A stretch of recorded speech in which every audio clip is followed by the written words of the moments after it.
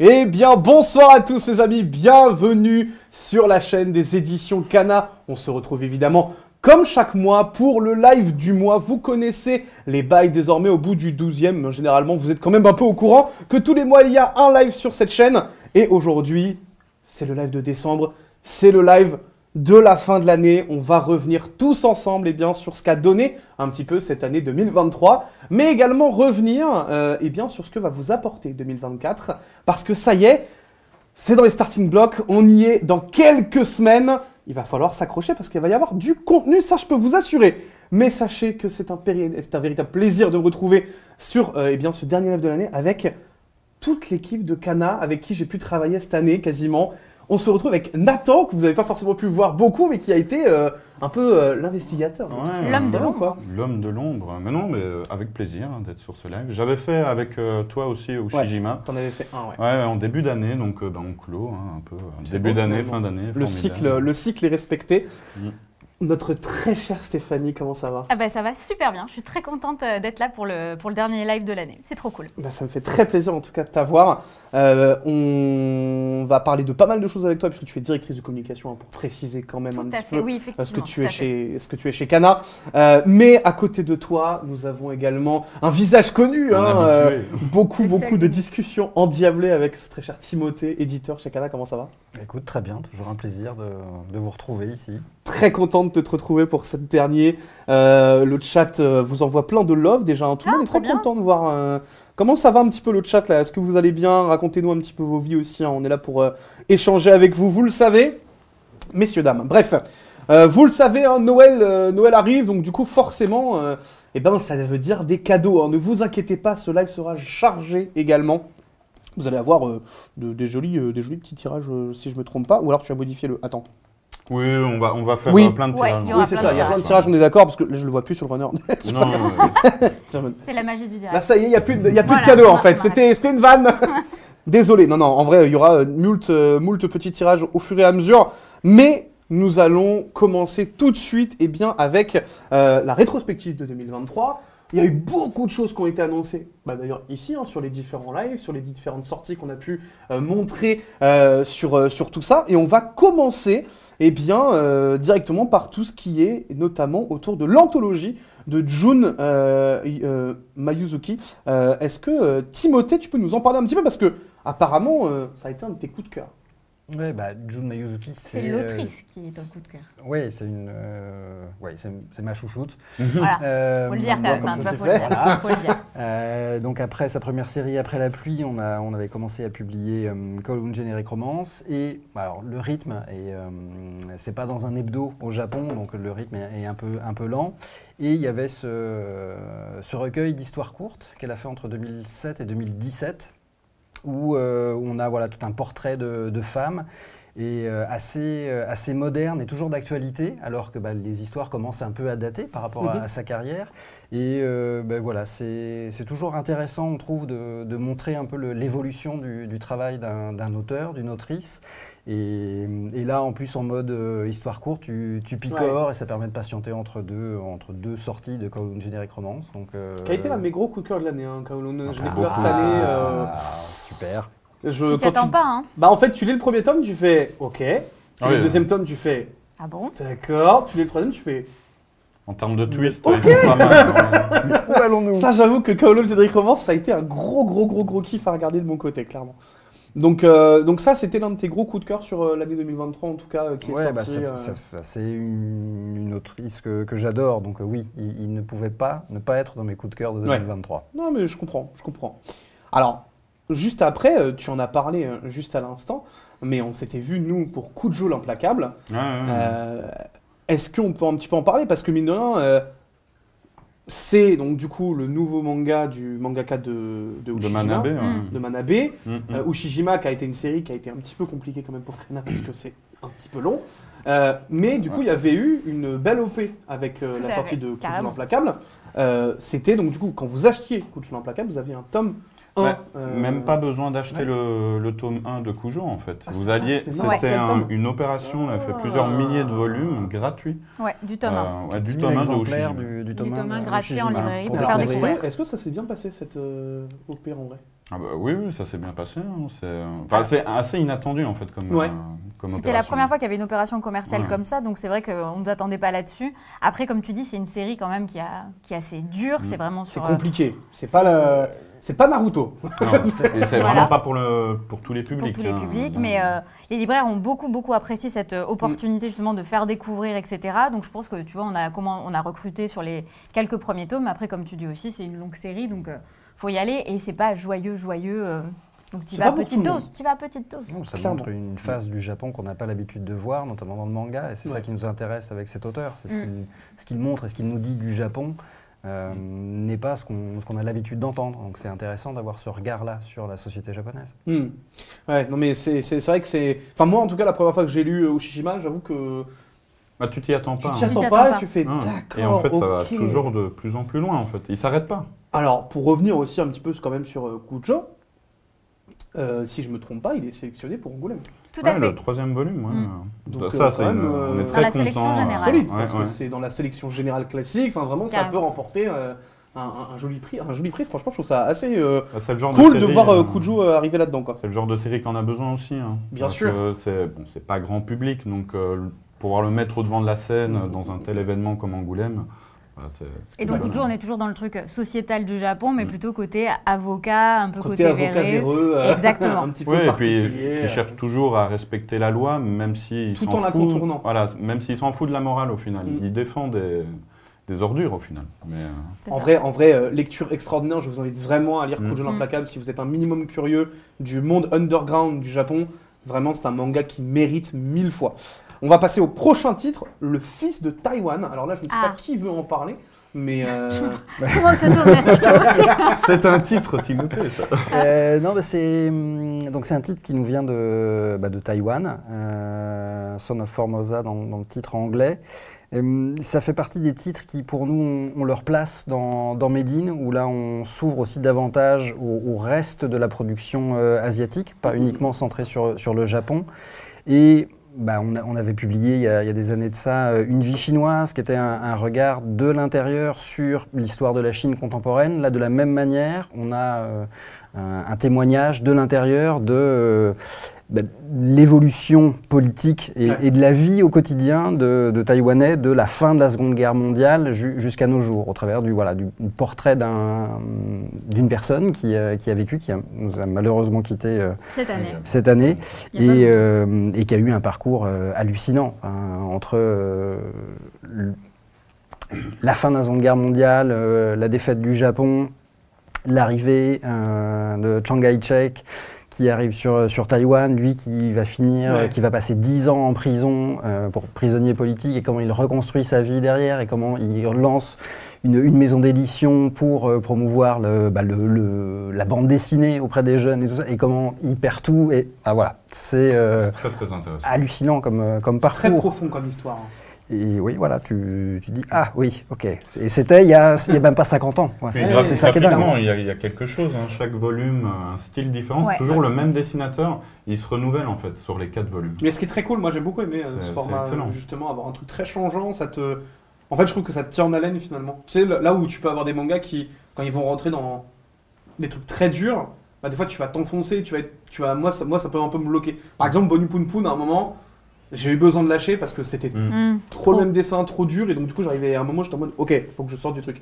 Là du coup ça te sort complètement, et tu réintègres la mécanique, tu recomprends un petit peu. Ça j'avoue que moi j'ai trouvé ça très intéressant. C'est très pertinent parce que le dessin du premier volume est très naïf, très féerique parce que c'est le début, plein d'espoir. Il y a beaucoup d'espoir, puis le deuxième tome c'est beaucoup moins rigolo et le dessin est beaucoup plus sombre. Enfin, c'est vraiment très intéressant et très très cool à lire. Ouais, et ce qui est aussi intéressant, c'est qu'en fait, il y a eu un gros travail de l'édito pour trouver des personnes qui fassent les préfaces, mais qui aient un vrai apport historique. Bien et sûr. On a eu beaucoup d'universitaires qui ont participé, Johan Goudin, Stéphane Courcuf, et après, je ne voudrais pas écorcher le nom du troisième. Mais, et du coup, eux-mêmes, ils nous ont dit que c'est un vrai travail important parce qu'en fait, il y a très peu de vulgarisation de l'histoire de Taïwan en France. Oui, et donc, eux, ils trouvaient aussi que pour tous leurs élèves, étudiants et tout, en fait, ça apportait un vrai pan de l'histoire de Taïwan sur un format totalement différent et accessible à tous, quoi.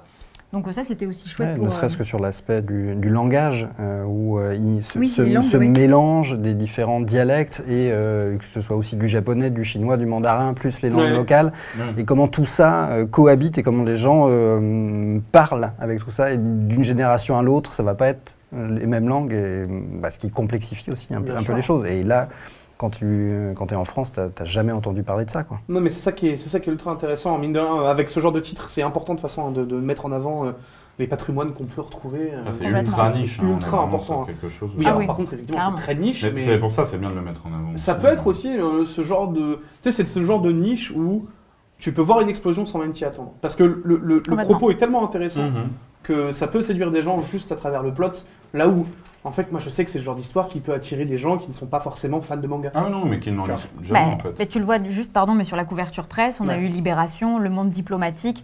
C'est clairement pas ce genre de média qu'on attend sur du manga. Et du coup, c'est chouette parce que du coup, encore une fois, c'est un autre angle plus pédagogique, plus historique. Mais c'est chouette. Oui, mais en vrai, c'est super intéressant. Et le tome 4 arrivera en janvier. Ouais, pour Angoulême. Très bien. Pour Angoulême, en plus, incroyable. Tout à fait. Alors justement, continuons avec toi, ma très chère Stéphanie, puisque là on va parler un petit peu notamment de Sakura Sakura, la dernière œuvre de Yosaki Saka, tout à fait. Aussi accompagnée d'une belle OP de com, avec le fameux photophore.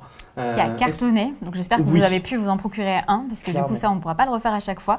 Mais non, mais Sakura Sakura, voilà, on est très fiers chez Kana d'avoir tout le catalogue de Yosaki Saka. Là on est au tome 4, la série va se terminer en 9 tomes, donc jusqu'en 2025. Et de toute façon, sachez juste un truc, on suit la carrière de Yosaki Saka vraiment de près, donc on sera au fait de quoi que ce soit s'il y a quelque chose de nouveau. Il y a eu l'artbook aussi qu'on avait sorti en juillet. Vrai, tout à fait. Donc un super cadeau de Noël. Avec une belle annonce au moment où on l'avait dit. Ouais, tout à fait. Et il est magnifique, un super beau papier. En plus, l'objet est vraiment quali.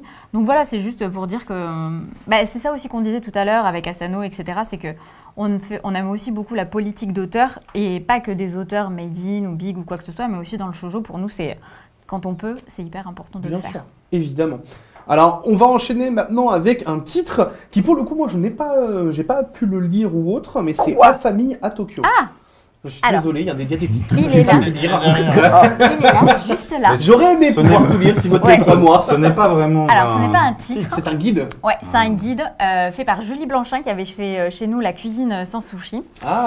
Donc, c'est illustration. Et en fait, c'est une mère de famille de 2 enfants qui vit au Japon. Et en fait, elle est guide touristique aussi à Tokyo, et en fait elle trouvait que c'était hyper compliqué pour pouvoir se balader, savoir les us et coutumes quand tu viens en famille à Tokyo, parce que pour les adultes c'est ok, mais pour les enfants c'est un peu plus compliqué. Et donc du coup c'est un super guide parce que je le trouve vraiment intimiste.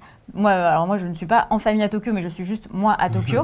Mais en fait, tu as envie de te balader. C'est pas, tu vois, où tu as 3, 4 étoiles, absolument pas absolument, où ça te met une pression. C'est juste, tu te balades dans un quartier et ça t'invite à la flânerie, et avec toujours des petites recommandations, la poussette, enfin, tu vois, selon les âges, etc.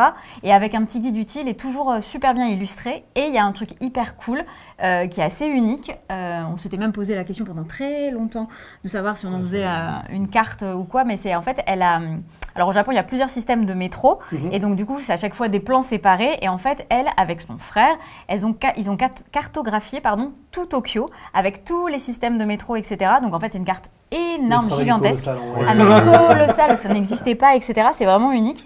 Et c'est un super beau travail, et vraiment ça. C'est trop chouette. Et pour ceux qui ont peur d'aller à Tokyo parce qu'ils ont des enfants, voilà, c'est le guide pour leur faire changer d'idée. Non, c'est possible, et c'est pas si compliqué que ça, parce que les Japonais savent évidemment, pensent à tout, et donc voilà, avec ces infos-là, oui, on se rend compte que c'est tout à fait envisageable. La poussette dans le métro, c'est carrément faisable comparé à Paris, quoi. C'est juste qu'on ne se rend pas compte de... Voilà, c'est pas les portes. On ne voit pas forcément les portes d'entrée ou ce genre de choses-là. Les cycles par terre, il y a plein de choses qu'on ne voit pas évidemment. Ouais, non, puis c'est pour à un moment, tu as envie de faire une pause dans un parc, dans un tel quartier. Julie nous a dit, voilà, dans ce parc-là, il est sympa pour ça. Si vous devez changer votre gamin, il y aura ça à proximité. Enfin, tout ce tas d'infos pratiques qui, quand on est effectivement avec un enfant en bas âge, c'est important. Mais il y a aussi, voilà, c'est pas uniquement avec les bébés, ça peut être aussi avec les enfants qui ont 6 ans, ou voire jeunes ados, quoi. tous ceux qui préparent leur voyage là dans le chat. Exactement. Oui, clairement. Et non, nous ne faisons pas gagner un voyage à Tokyo. Je suis désolé pour ceux évidemment qui rêvaient de ce genre de choses-là, malheureusement. Moi aussi, j'aurais bien aimé en gagner un finalement, donc mais non, il n'y en aura pas encore. Ne vous inquiétez pas, vous verrez, il y a 2-3 trucs sur la table que vous pouvez voir un petit peu. Peut-être que ce sera des petits goodies à gagner. On va enchaîner encore avec Stéphanie, puisque c'est encore une de tes recos apparemment. Thomas Ark, puisque c'est une création originale pour Kana. Oui, tout à fait. Alors là, c'est une créa qui est un peu différente parce que l'auteur n'est pas français, mais l'auteur est japonais. Tout à fait. C'est Kenshiro Sakamoto, qu'on avait déjà vu chez nous dans Buster Kill, une série en 13 tomes, ou 12 ou 13 tomes, vraiment aventure. Et là, Thomas Ark en 3 tomes, on est sur de la fantasy qui revoit un petit peu l'Arche de Noé. Et en fait, on a eu beaucoup de chance parce que Kenshiro Sakamoto, comme on est l'éditeur direct, du coup, il est venu toute une semaine en juin. Et ce qui était chouette, c'était que on a une vraie proximité avec l'auteur et on peut aller faire plein de dédicaces, des conférences. Je pense que petit à petit, il apprend le français parce qu'en vrai, à la fin, il arrivait vraiment à se débrouiller. Ouais. Ou alors, il a un super Google Translate, mais en tout cas, c'était vraiment bien. Et là, il vient encore de passer 15 jours en France où il était plutôt côté sud-ouest. Donc en fait, c'est ça qui est chouette aussi quand on fait de la créa, c'est qu'on arrive aussi à vous le transmettre, c'est-à-dire à faire que les auteurs puissent venir plus souvent vous voir et avec peut-être moins de barrières ou moins de protocoles qu'on peut avoir dans d'autres venues d'auteurs. Donc voilà, c'était une super série, 3 tomes qui s'est terminé le dernier, il me semble là, en septembre-octobre, de mémoire. Voilà, donc hyper fantasy, Arche de Noé. Moi, c'est en plus le kit press, c'était rigolo, je l'avais bien kiffé. Mais j'avais pas pu le voir, malheureusement. J'aurais bien voulu le rencontrer en resto. Hyper sympa, hyper volubile, avec beaucoup une envie de partager. Donc c'était un bon client, comme on dit. Voilà, un client parfait. Non, mais c'est vrai. Ce qui fait du bien en vrai. Ce qui fait du bien. Ah, mais carrément. Alors, on va passer à une autre série maintenant, puisqu'il s'agit de New Normal. Aussi, ça, c'est un petit succès, un petit truc sympa que j'ai bien apprécié. New Normal. Non, mais on essaye de faire plein de petites différences chez Kana, donc ça nous permet de toucher tout un tas de publics. Et New Normal, on est sur quelque chose d'un peu particulier parce qu'on est c'est un moitié post-apo, mais en même temps romance. On est sur un hybride un petit peu, mais... D'où d'ailleurs le New Normal. D'où le New Normal, et puis on est sur une romance qui est très très chouette aussi, et qui s'adresse vraiment à tous les publics, parce qu'on est sur des personnages un peu plus âgés aussi. Ouais. Donc voilà, c'était... Non, franchement, moi j'ai bien apprécié. On va passer ensuite à une autre de vos sorties, il s'agit de Ring Eyes. Alors là, pour le coup, c'est encore une des nouveautés que je n'ai pas lues. Oui, on a sorti beaucoup de choses. C'est ce que j'allais dire. Vraiment, j'ai tout lu, j'ai fait. Il y a quand même 2-3 trucs que j'ai pas eu le temps de lire, mais... On va pas tout repasser en revue parce que sinon... Oui, ça va commencer à être un petit peu énorme. Non, mais c'est pas mal. Chez Kana, c'est ça qui est très cool, c'est qu'on brasse sur tous les publics avec tout un tas de titres. Et cette année, il y a eu le retour aussi de Fumio Kuno, qui est une autrice qui, moi, me tient beaucoup à cœur, qui était sortie de notre catalogue, mais qui est revenue, donc avec Les Fleuristes du coin de la rue et Le Pays des Cerisiers. Donc non, c'est très très cool. Et puis voilà. Ah, écoute, justement, donc tu as pu évoquer ces 2 titres-là. On va parler quand même un petit peu de Shaman King Red Crimson, parce que ça reste quand même une grosse licence chez Kana, c'est ce très cher Shaman King. Est-ce que vous pouvez un petit peu nous en parler? Parce que je sais qu'il y a des gens qui sont un petit peu perdus sur la temporalité, comment ça se passe. Il faut ouvrir le flap. Vous n'ouvrez pas les flaps. Déjà, il faudrait que les gens l'achètent pour ouvrir le flap, tu vois, par exemple. Donc, je crois qu'on avait il ne faut pas avoir peur. C'est important de rappeler un petit peu où est-ce que ça se situe, Red Crimson. Alors, il faudrait que je reprenne le flap. De toute façon, tu as Shaman King, la série mère. Derrière, tu enchaînes avec Flowers, puis Superstar, et Red Crimson est un spin-off qui s'inscrit, si je ne dis pas de bêtises, entre Flowers et Superstar. Très bien. Et ben nickel, en tout cas, si vous voulez continuer à avoir votre dose de Shaman King, Red Crimson est toujours au rendez-vous. Et ça se finit aussi l'année prochaine. Et puis vous avez également la Star Edition pour Shaman King, avec notamment la véritable fin, parce que mine de rien, c'était quelque chose qu'on n'avait pas eu. Je me permets d'en parler, même si c'est sorti il y a pas mal de temps. Mais c'est vrai que moi, je sais que c'était un truc sur lequel j'ai bondi, puisque je me rappelle que vous avez sorti le premier volume et le 17. Oui, le 17, parce que c'est très particulier de faire ça. Il y avait cette fameuse fin qu'on n'avait toujours pas eue en France, avec tous les déboires qu'il y avait eu avec la Shueisha et avec la jaquette alternative qui permettait d'avoir la même collection qu'il y a la même maquette qu'il y a longtemps. Ça, c'était quand même incroyable. Ça, je me rappelle très bien. En janvier aussi, là, il va y avoir le Shaman King Flowers qui débarque en animé et qui sera disponible sur ADN pour ceux qui veulent aussi se remettre un peu dans l'univers et raccrocher les wagons. Ça peut être une porte d'entrée. On va passer à une autre de vos sorties qui a fait pas mal de bruit. Je parle de Blue Walls parce que vraiment, moi, pour le coup, ça c'est une série qui m'a bien fait kiffer. Et je voulais un petit peu revenir dessus parce que c'est vrai qu'on n'a pas eu l'occasion de revenir sur les live Cana sur cette sortie. On a fait un podcast. Et voir un petit peu justement vos avis dessus. Comment vous en avez, qu'est-ce que vous avez pensé de cette série et tout c'est encore un peu tôt pour. Faut quand même savoir que ça va être adapté en animé, ça a été annoncé. Une preuve que voilà, au Japon, ça fonctionne très bien. La difficulté pour nous sur cette série, elle est entre le shonen, parce que tu as un héros adolescent qu'on va suivre grandir comme tout type de héros de shonen, et en même temps il est dans un milieu d'adultes très dur, parce que on est dans un Japon féodal, avec ses histoires de clans, de seigneurs, et comment Shinsengumi, comment on essaye de remettre un peu d'ordre dans ce Japon où l'ordre ne règne pas, et comment ramener de la justice. Encore une fois, cette notion de justice revient. Mais donc voilà, il est pas évident à la fois sur les thématiques et par rapport à l'âge du héros. Donc c'est pas les titres les plus faciles à travailler. Quand un libraire te demande, mais voilà, ce titre-là, je le conseille à quel âge, à partir de quel âge? Parce qu'en plus, il a un graphisme qui tire beaucoup plus vers le seinen, très réaliste. Très beau, et alors voilà, on adore, mais c'est pas forcément ce que les lecteurs de shonen ont l'habitude de trouver dans leur manga. Donc voilà, on va continuer de travailler le titre pour essayer de le mettre dans le plus de mains possible. Il va falloir aussi un petit peu espérer que ça aille dans le bon sens pour celui-là. Et juste en termes d'animé, n'oublions pas que demain, il y a quand même l'animé de Undead Unluck qui arrive. Sur Disney+. Voilà, enfin, ça fait un moment. Et libre en France.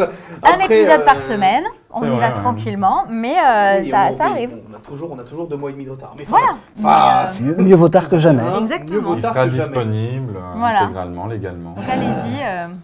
Soutenez la série. J'ai toujours autant envie de me battre avec Disney, moi.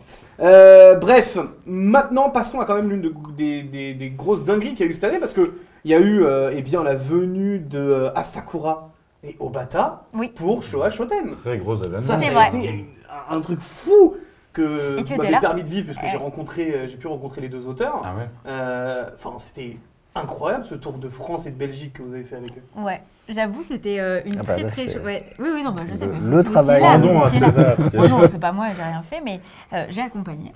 J'ai bien mangé.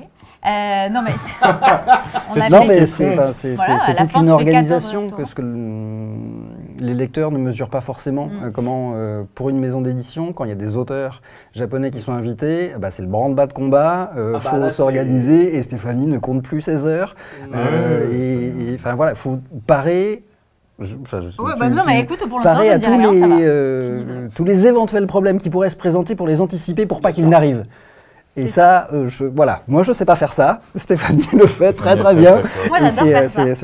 J'adore faire ça. Si vous avez besoin que j'organise des mariages ou quoi que ce soit, je suis disponible. D'abord les événements sur Instagram pour une bar mitzvah. Tu vois. D'abord les événements Cana et après les mariages. Exactement. Non mais sans rigoler, oui, ce que dit Timothée, c'est vrai, c'est qu'en fait c'est une énorme organisation parce que c'est un honneur que nous fait la maison d'édition et les auteurs de consacrer du temps, parce qu'on n'oublie pas quand même qu'ils ont un rythme de travail effréné. Donc en fait venir une semaine. Ils ne travaillent pas, quoi, entre guillemets. En vrai, si, c'est ça le truc en plus. Mais oui, non mais c'est ça, moins, c'est clair et net.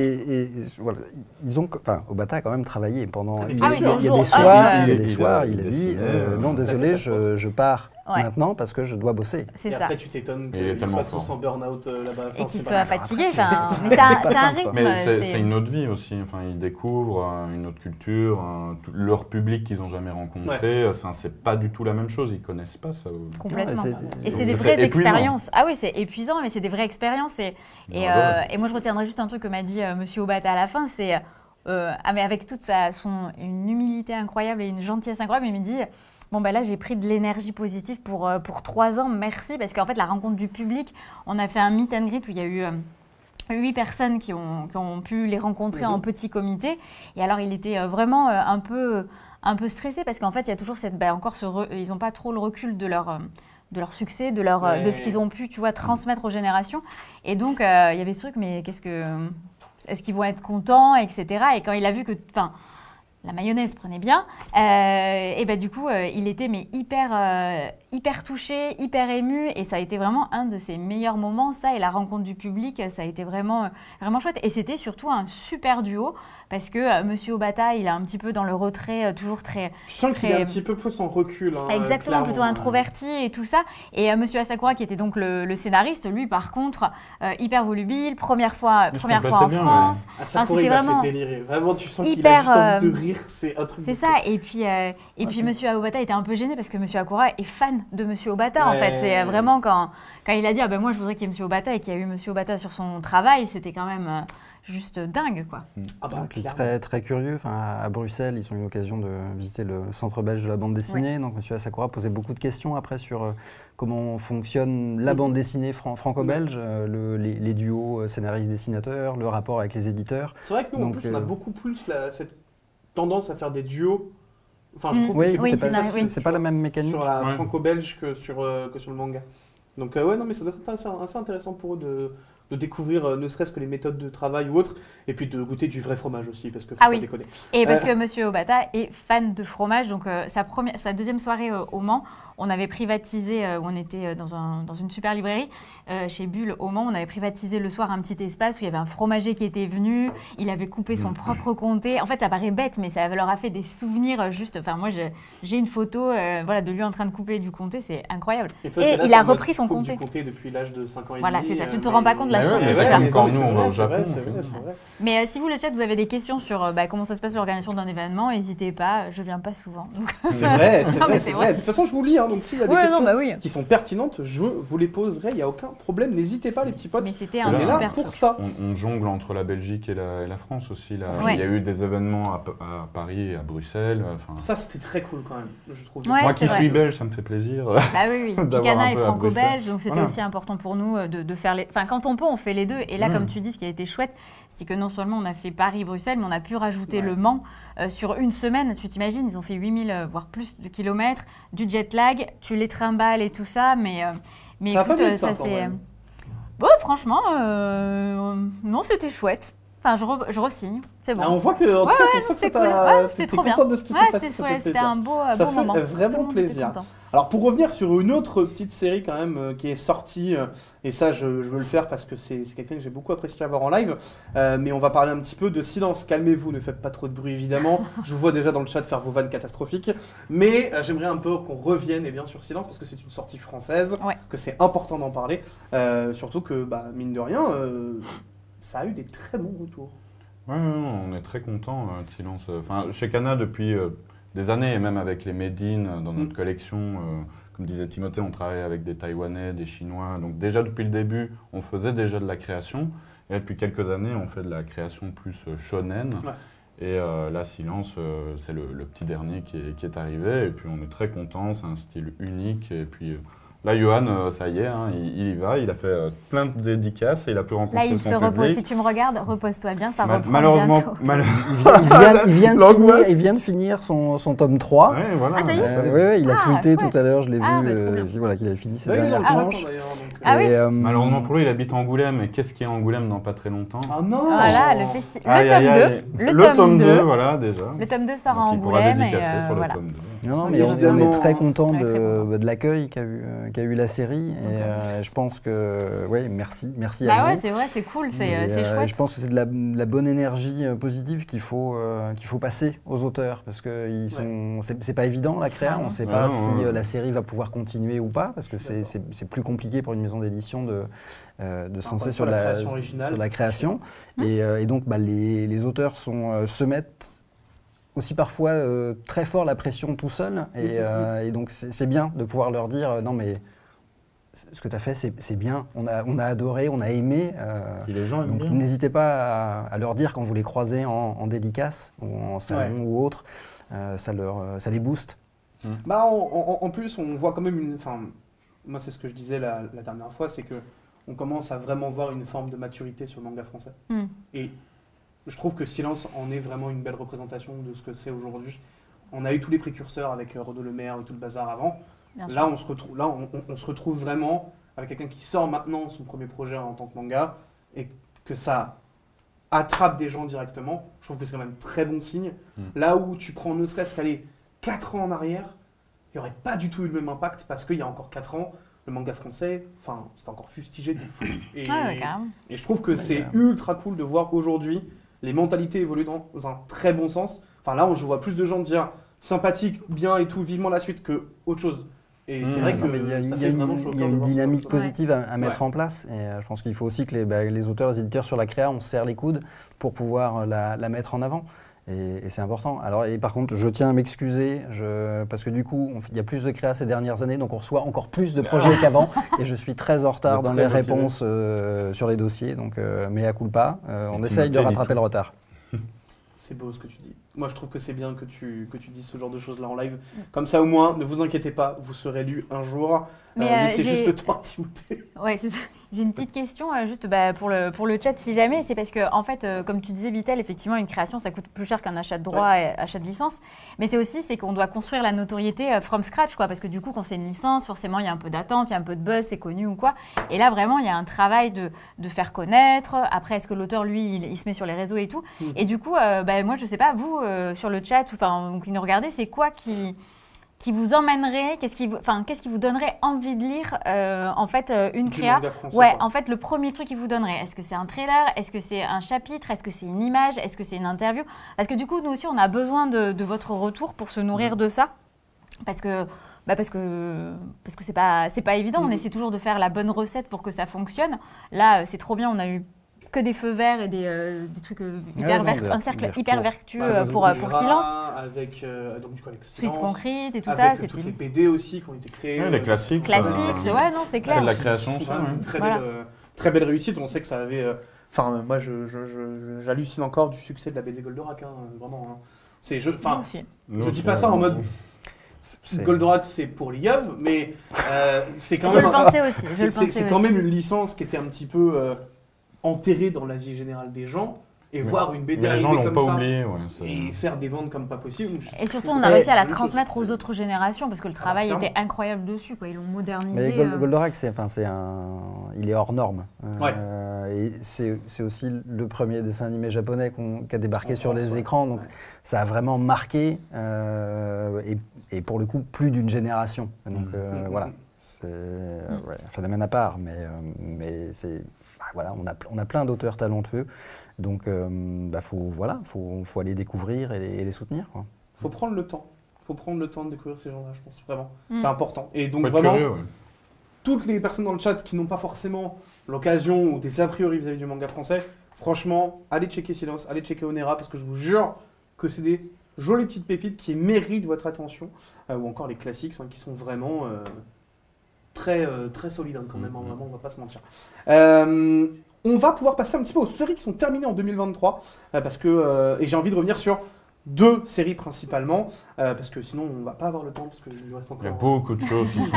On n'a encore fait aucune annonce. On n'a encore fait aucune annonce, donc il va falloir un petit peu bouger. On a donc des destructions. Tu l'as dit parfaitement. Bravo. Enfin terminé. Le dernier manga de Asano. Et en plus de ça, un animé arrive pour celui-là. On est très chaud. On sait qu'il y a notamment le coffret Bonu Poon Poon qui est juste derrière. Donc Asano il y a quand même un sacré suivi du côté de l'auteur. Qu'est-ce qu'on peut imaginer du coup du côté de chez Kana avec justement l'arrivée de cet animé? Est-ce que c'est quelque chose que vous allez suivre? Déjà, on a hâte de le regarder aussi. Hein. Ça, on est les fans aussi. Hein. Tout le monde, tu sais, il y a des gens qui lisent des mangas mais qui n'aiment pas les animés. Hein. Mais là, c'est... Oui, c'est vrai. Mais ça fait partie, c'est un peu comme Slam Dunk où tu as avec Inoue qui s'est investi à mort sur Resource, sur le film. Là, c'est pareil. Asano, il n'a pas juste confié sa licence à un studio. Il a forcément eu son mot à dire et a suivi ça de près. Donc, oui, il y a une curiosité de notre part, une attente. On avait vu passer à une époque un mini trailer ou mini teaser sur les réseaux et ça donnait super envie. Ouais. Et donc, et puis nous, voilà, Asano, évidemment, on va continuer de suivre tout ce qu'il fait de très près. C'était le premier live. Oui. C'était le tout premier avec Stéphane. Que j'avais tout lu et vraiment, j'étais là, c'est une super entrée en matière pour les lives. Ah ouais, c'est clair. Toute la bibliographie d'Asano, c'était un plaisir. Mais c'est pour ça, DDD, au final, c'était un petit peu... rafraîchissant sur la fin, c'est un peu marrant, c'est un ovni aussi lui-même dans la carrière d'Asano. Hein, donc, ah oui, clairement. Et non, c'est trop bien. Et puis la fin... clairement, bluffante, quoi. Non, je ne dirais rien parce que non, sinon, là, il faut rien dire. Mais lancez-vous parce que si vous aimez Asano, là, DDD, c'est... Ouais, c'est du grand. Voilà. C'est clairement un très gros niveau aussi. Même si, mine de rien, quand même, j'avoue, je pense que... Même si Bob Poon Poon m'a traumatisé, je reste quand même...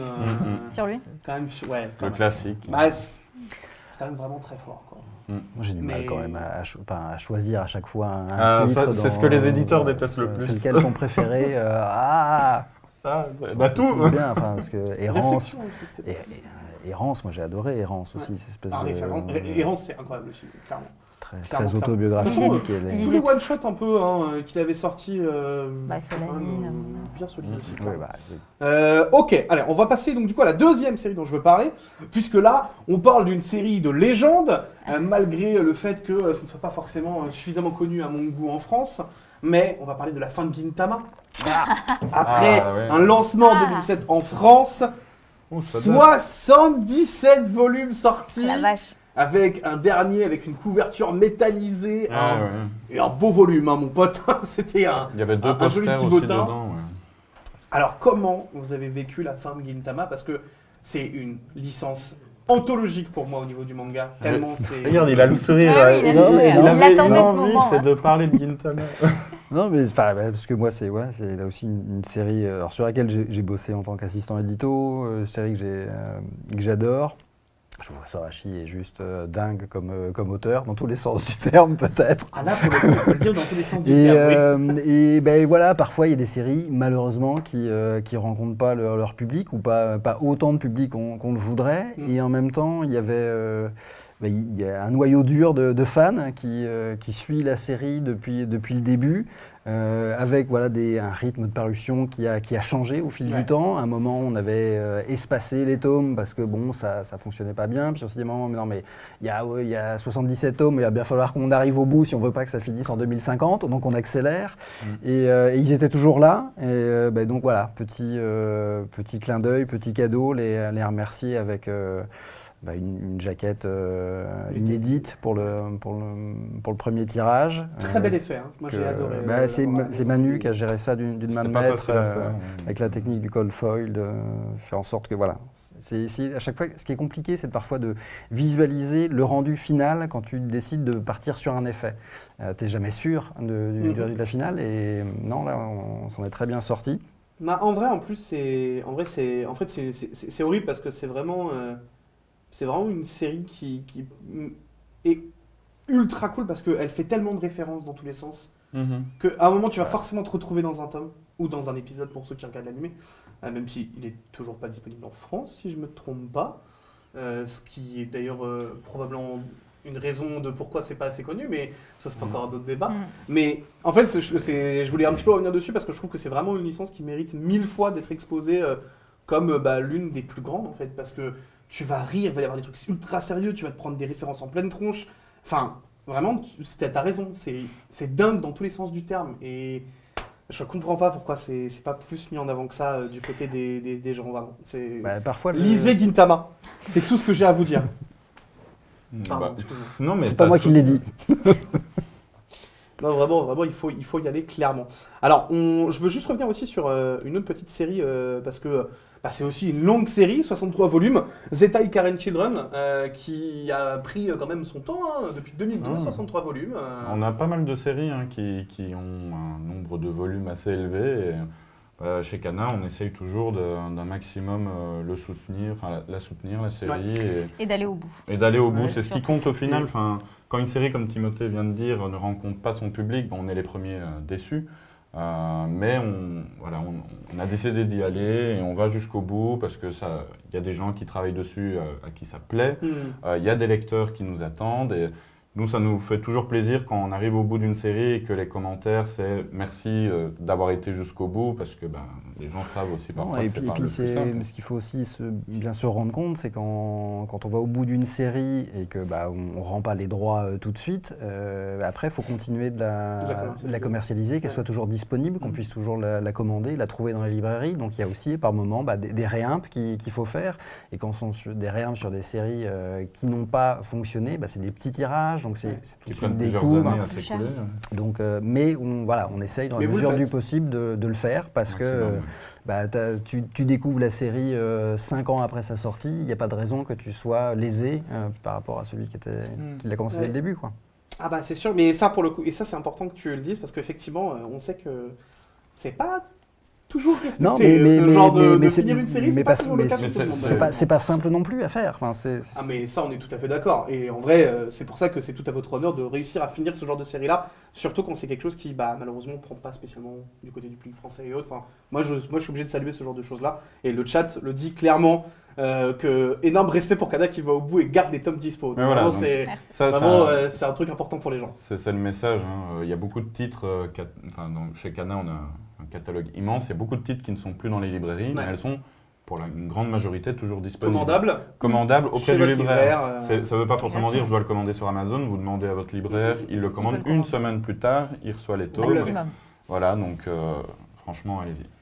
Alors, je veux juste revenir aussi sur quand même l'événement de l'année, la sortie du tome 37 de Hunter Hunter, puisque après moult années, le retour de Togashi est arrivé, une magnifique jaquette brillante que vous aviez pu découvrir sur le premier tirage au moment de la ressortie de celui-ci, incroyable, couverture de fou en plus.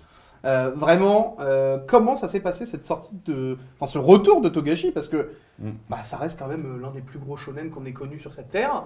Donc du coup, je suis très curieux de voir comment vous avez géré ça en interne, parce que surtout que maintenant, on sait que Togashi continue et reprend apparemment les planches, donc... Ce qu'on ne savait pas par rapport au 37, on l'a découvert un peu comme tout le monde, quand il a cassé Twitter. Personne n'était au courant et personne ne pouvait s'y attendre en fait. Surtout tel auteur. Tu vois le nom de compte, frérot, tu t'y attends pas. Déjà le pseudo, on se demande quoi. Mais c'est clair qu'un tel auteur, tu te dis pas, il va tweeter une planche et puis en fait, il va créer un phénomène et puis 2-3 mois plus tard, il recommence à sortir des chapitres. Nous, ça nous emballe, on est hyper excités à l'idée de se dire Hunter Hunter revient parce que comme tu l'as dit, c'est un énorme manga. Donc on essaie de faire en sorte que le public français puisse en profiter aussi. Donc on a fait de la simultrade en même temps que le Japon. C'était pas facile parce qu'il a fallu rattraper un volume en entier en l'espace de, je veux pas dire de bêtises, mais quelques semaines, enfin même pas. Et en parallèle de faire la simultrade. Donc c'était pas simple. Rodolphe qui a repris la série, Rodolphe Kickel qui a traduit le dernier volume, il nous expliquait chaque semaine à quel point c'était un titre, c'était galère de travailler dessus parce qu'on est on est sur 5000 mots parfois par chapitre. 5000 mots, pour vous donner un exemple. Ah mais Togashi il débite, il aime écrire ça. 5000 mots pour vous dire, c'est un tome de Klepnir. Donc c'est pas le plus verbeux non plus des mangas, mais c'est à faire toutes les semaines, à être à l'heure et à faire ça bien, c'est très difficile. Alors là, vous voyez justement sur vos écrans le fameux spot télé que vous aviez produit pour le retour de cette licence en France. Ça avait été un sacré truc en vrai. Parce que... Et ça big up à Juliette de la team marketing qui a porté le projet et qui n'était pas une mince affaire ça aussi, à réaliser. Nouveau, on n'avait jamais fait ça. Non, franchement, c'est cool de voir ce genre de spot. Enfin, ça fait plaisir parce que pour moi, tu casses un peu le côté regardez, c'est pas pour les enfants, machin et tout. Oui. Et t'as ce transfert de savoir qui est vraiment cool. Et que quand j'ai vu le spot, j'ai fait ok, franchement, c'est bien fait et ça casse les codes de ce qu'on a connu sur les années 2000 où c'était encore très cloisonné. Enfin, je l'ai trouvé ultra intéressant ce spot, donc bravo à votre équipe pour ça. On peut espérer en tout cas que du bon pour la suite. Est-ce qu'on peut imaginer 38, potentiellement un collector aussi pour la 38 ou...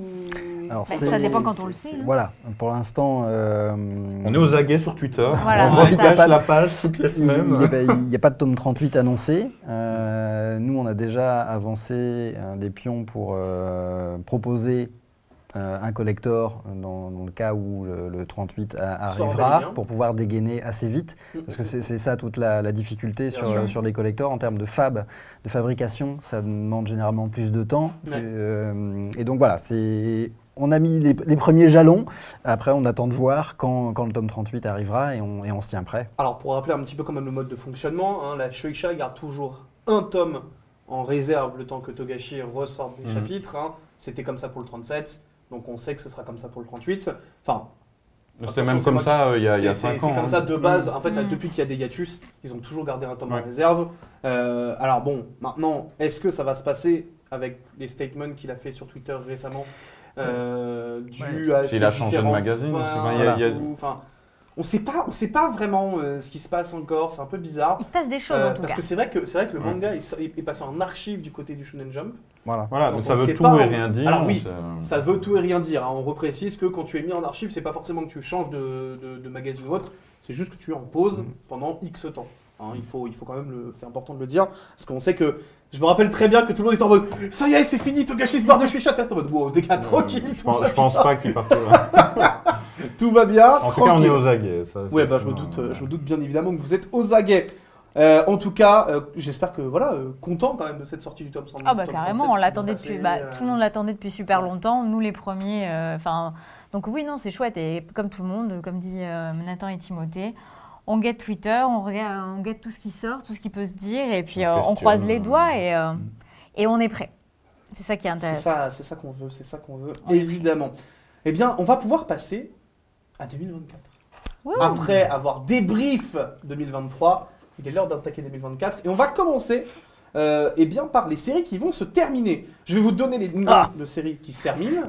C'est pas positif. Ce n'est qu'un c'est pas positif, c'est pas grave. Ce n'est qu'un ordre. Il y a des très chouettes séries. Vous allez savoir, comme ça, il y aura X tomes pour telle série. Donc, ça arrive. On sait. On a donc Fire Force qui se termine en 2024. La fameuse série de Kubo qui arrive à sa fin. Ça m'étonne pas. On arrive enfin à la fin de cette histoire. Moi, c'est un manga que j'aime énormément. En plus, on sait qu'il y a toujours la saison 3 de l'anime qui va arriver. On ne sait pas trop. Nous aussi, on attend les infos. Si vous en avez, n'hésitez pas. Envoyez-nous un mail. On sait, mais on sait pas. Il y a l'actualité du côté studio d'animation au Japon, ça a l'air d'être aussi compliqué, tendu. Il y a énormément de production, donc ça bouge les plannings. Clairement, gros shonen que vous avez récupéré. Très content. Il y a pas mal de temps. Est-ce qu'on peut espérer par exemple un collector pour cette fin de licence, ou est-ce que c'est quelque chose que vous imaginez? Est-ce que vous imaginez des choses pour la fin de cette grosse série quand même? Donc le dernier tome sortira en mai de mémoire, donc on a 2 tomes à sortir, je crois, mars et mai, me semble-t-il, pour terminer la série. Et après, il y a des choses en réflection encore. Rien n'est gravé dans le marbre, mais oui, il y a des petits mails qui partent. Il y a des envies, on attend, donc on a envoyé des demandes au Japon, on attend les réponses, et comme de toute façon, elle se terminera dans ce premier semestre 2024, on reviendra assez vite vers vous avec des news dès qu'on aura des... Et peut-être quelques surprises, on essaiera de faire au mieux pour vous gâter pour la fin de Fire Force en tout cas. Ouais. C'est parfait, c'est tout ce qu'on veut. On va également avoir la fin de Shaman King Red Crimson, on en parlait tout à l'heure, on arrive sur la fin. Un spin-off en 4 tomes toujours en parallèle, donc continue de développer l'univers. La fin. Le Fils de Taïwan qui se termine également, on en a parlé tout à l'heure. Qui suis-je pour t'aimer qui va se terminer. Alors là, pour le coup, une autre série que je ne connais pas, j'avoue. Shoujo en 3 tomes. Shoujo en 3 tomes, tout à fait. Ok. Donc là, ça y est, ça se termine. Quand est-ce qu'il sort le dernier volume? Vu que le premier est sorti en septembre, on doit être en janvier-février. Je n'ai pas révisé mon planning des fins de série. En tout cas, c'est une série courte comme Tense en 3 volumes. Donc s'il y a des personnes qui préfèrent attendre d'avoir toute la série pour l'acheter directement, bah voilà, c'est pour bientôt. Très bien. On va ensuite enchaîner avec la fin de Droners, une autre création française, d'ailleurs. Tout à fait. Donc, que j'avais reçu, je crois, les 2 auteurs d'ailleurs à la Japan Expo. C'était Nicolas David et Thibaut. C'est ça. Tout à fait. Il était très cool. Ouais, super et sympa. donc là, le tome 3 sort, les derniers tomes sortent en janvier. Et petite anecdote, c'est donc sur les tomes 1 et 2, donc Droners, c'est un univers créé par Sylvain Dos Santos. Et donc il avait co-scénarisé les tomes 1 et 2 avec Nicolas David. Et Nicolas se faisait aider par Thibaut, qui était son assistant. Et là, sur le tome 3, Nicolas s'est chargé du scénario complet, évidemment avec la supervision de Sylvain qui a tout vérifié par rapport à l'univers, que tout soit cohérent par rapport au dessin animé, etc. Et c'est Thibaut qui a tout dessiné de A à Z. Donc voilà, une espèce de, là aussi, de transmission. Je ne sais pas si l'élève devient le maître, mais en tout cas, voilà, cette idée de transmission et de cercle vertueux qui se met en place aussi avec les auteurs, que ceux qui ont plus d'expérience puissent former les plus jeunes et les aider à apprendre et à bien maîtriser tous les codes du manga. Donc c'est très drôle de les voir tous les deux, comment ils fonctionnent. Ils n'arrêtent pas de se charrier, donc c'est très fun.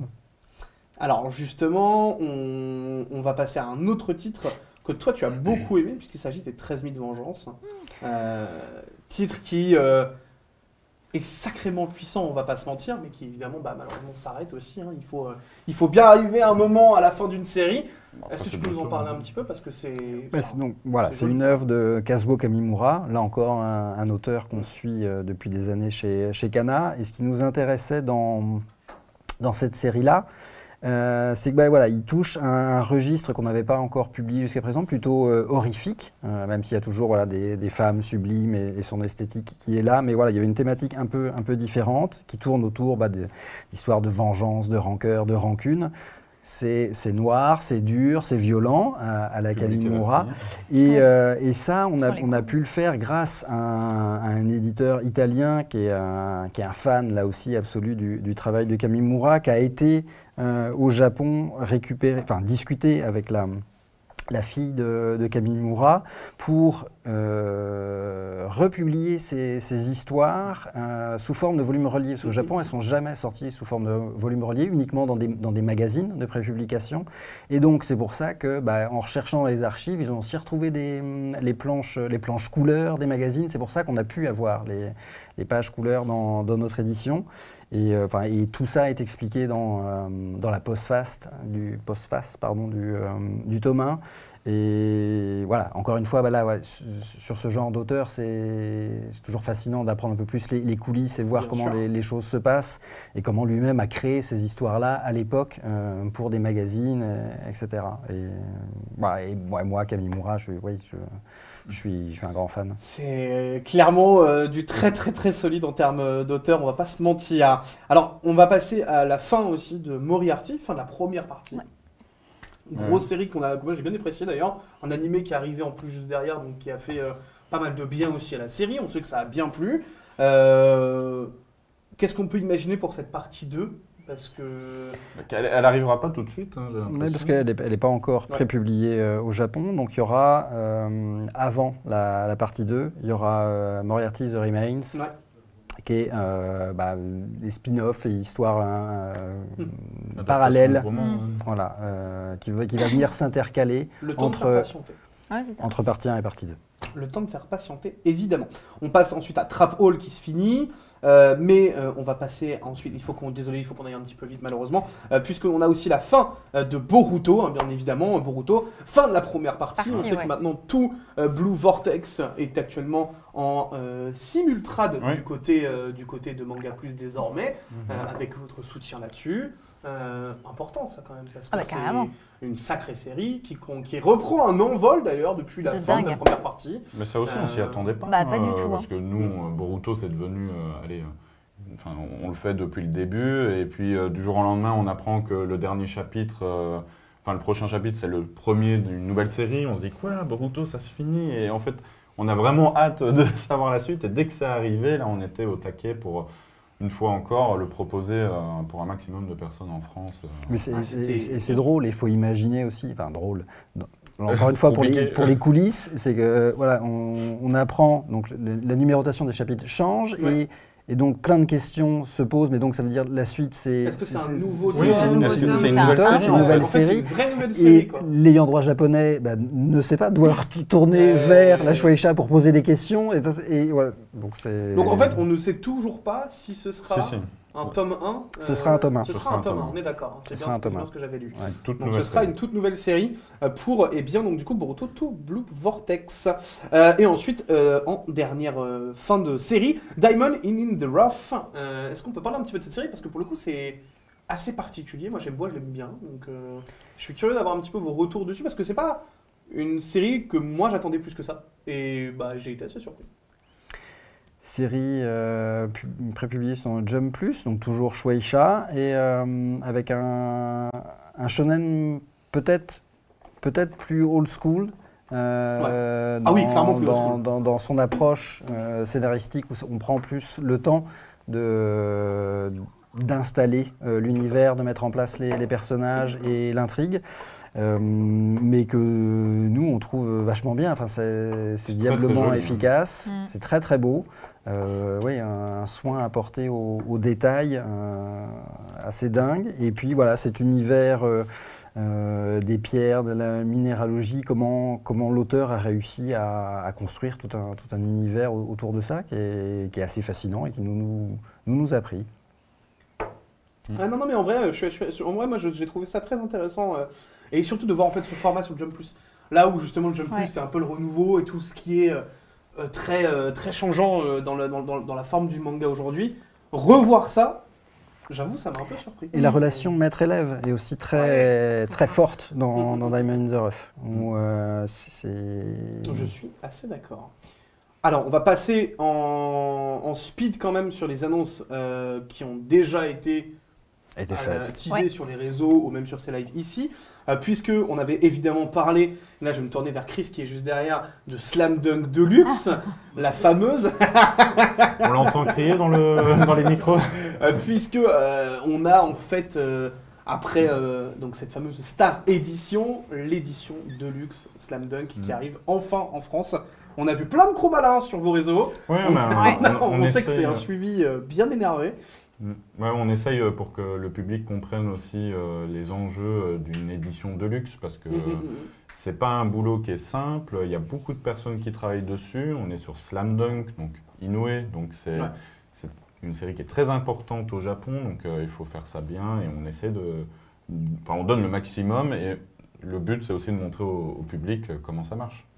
Donc les retours sont toujours très bons, les gens aiment bien quand on fait des petits inside. De toute façon, juste voir Inoue, les gens hurlent, donc finalement c'est pas... Mais on devrait bientôt le recevoir, le tome en physique. Dit comme ça, j'ai cru que tu me disais qu'il y avait Inoue qui allait arriver, et j'étais là, waouh, attends, je suis pas prête là. Je suis désolé pour tout le chat. J'ai pas du tout anticipé ça là. Non, je parle du tome. Là, je pense que non, il flippe the table, il casse la régie, enfin vraiment, c'est... Moi aussi, pour le coup. Si Inoue vient... Pas prête. Mais bref, on aimerait bien. En tout cas, hâte de voir évidemment la fameuse Deluxe qui sort, puisque ça sort là en janvier. Ça sort en janvier, on aura bientôt cette perfecte dans les mains. J'ai très hâte. On va passer à ma vie en 24 images par seconde, puisque en plus de cela, eh bien, c'est une venue à Angoulême. Et ça fait plaisir, dis donc. Carrément. Mais alors, je suis très heureuse. Je sais pas, on peut y aller tous les deux. Vas-y, commence. C'est un projet que Christelle Oulans, donc la directrice de Cana, a amené, qui est la première bande dessinée de Rintaro, qui est un très grand monsieur de l'animation japonaise. Juste pour le resituer rapidement, il était là avec Tezuka au début de la série Astro Boy. Il a bossé sur cette première série diffusée à la télévision japonaise et il a bossé sur Metropolis, sur tout un tas, sur Galaxy Express, sur Albator. On ne connaît pas forcément son nom, mais ses œuvres, on les a vues. Et il est peut-être aussi important que Miyazaki dans l'histoire de l'animation japonaise. Et en discutant, mais est-ce qu'il n'avait pas envie de raconter son histoire, son parcours et de fil en aiguille, ça s'est fait, mais il avait envie de le faire sous format bande dessinée. Il n'avait pas envie de le faire dans un manga, il avait envie de le faire en format bande dessinée, grand format, cartonné et sens de lecture occidentale. Oui, on va trouver des solutions, on va vous accompagner, parce que c'est évidemment pas anodin, monsieur qui a plus de 80 ans maintenant, de se lancer dans un projet pareil, sur un médium dont il ne maîtrise pas les codes. Comme nous, la création, il a fallu du temps pour maîtriser les codes du manga. De la même manière, les codes de la BD, ça ne se maîtrise pas comme ça du jour au lendemain. Mais ça ne lui a pas fait peur et l'aventure a été juste magique. Et on a la chance qu'il va pouvoir venir à Angoulême pour le lancement de la série. C'est ça, on va faire Angoulême, on va passer à Bruxelles et après on reviendra à Paris pour vraiment qu'il ait le temps un peu de rencontrer son public et de s'initier à ça, justement. Donc c'est hyper... Non, mais il est hyper touchant, en fait, parce que du coup, c'est vraiment c'est l'histoire de l'animation japonaise au travers de sa vie. Et donc, ça rapporte un côté émotionnel, humain, vraiment fort. Et puis, c'est un grand monsieur de 82 ans avec une énergie, mais... Je nous souhaite tous d'être comme ça à son âge, c'est incroyable. Le côté pionnier de l'aventure qu'il raconte, il faisait des trucs mais avec des bouts de ficelle pour trouver des solutions pour respecter les délais. C'est hallucinant ce qu'il a vécu. C'est bourré d'anecdotes. Absolument pas. On va passer à l'une des annonces shoujo qu'on avait pu annoncer sur le live dernier. C'est L'Enfant en moi qui est juste derrière d'ailleurs. Oui, on vient de le recevoir. Avec cette fois-ci l'édition définitive. On va pouvoir vous montrer un petit peu. Puisque vous aviez vu la dernière fois, l'édition japonaise, cette fois-ci, vous voyez l'édition française. La DA, elle est sublime. La DA est super cool, très bien. C'est vraiment très beau. Et puis l'autrice nous avait partagé un message de remerciement parce qu'on avait fait un très bon boulot. Elle avait kiffé le logo. Donc non, très très cool. La jaquette est top en vrai, elle est vraiment sympa. On vous la remontre un petit peu histoire d'eux. Franchement, très beau. Toujours évidemment le petit canard rose juste là. Il sort en janvier aussi. Oui. Ouais. Franchement, il est très très très très propre le premier volume. Combien de volumes sur l'année? On sait 4. C'est 3 ou 4 je crois. 4. Oui, parce que comme le premier tome sort en février. En janvier. Donc il y en a 4. Et au Japon, il rentre dans son... Il y a 9 tomes de parus et on rentre dans le dernier arc. Très bien. Alors on va pouvoir, malheureusement, il va falloir qu'on accélère un petit peu. Il y a plein de choses à annoncer. Il y a encore d'autres, vous avez vu un petit peu, vous avez un visuel donc, avec Captain Flamme qui avait été annoncé pour le retour du coup de la collection classique. Carrément. On en reparlera peut-être un jour ici, mais en tout cas, vous le savez, c'est là. Exactement, septembre. Et il y avait Kimi ni wa Todokai Nai qui avait été également annoncé sur le live dernier, que vous aviez pu voir, puisque c'est le premier Boys Love de Cana. Tout à fait, voilà. En juin. Magnifique.